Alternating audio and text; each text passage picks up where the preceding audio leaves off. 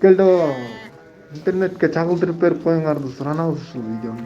Караколдун көбөйтөсү. Пробка. Пробка. Мектеп салынабы? Мектеп болобу? Базар. Кандай базар?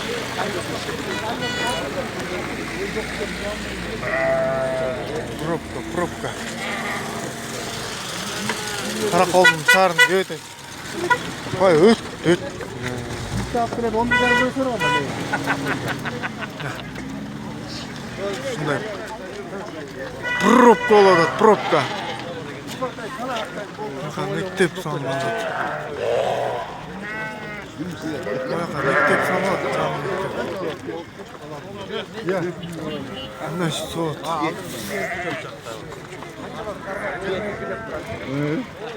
Мектеп салынат.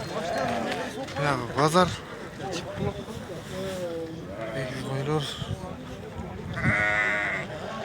Mektep kurulur. Yağmamazlar. Kanday karayısınız?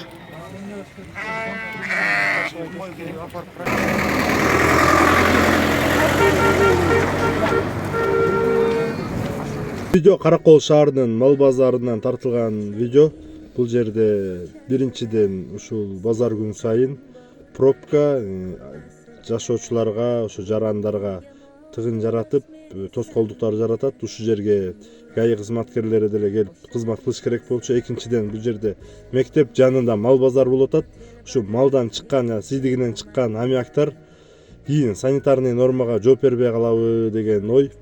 Ал эми ушул малдан чыккан сийдик ал сразу эле кетип калбайт, бир канча убакта испарение болуп, ушул кийин окуп аткан балдардын ден соолугуна зыян келип калбайбы деген суроолор туулат бул жерде. Ушу мектептин жанында мал базар болгонго болобу? Ой пикириңерди жазып коюңуздар.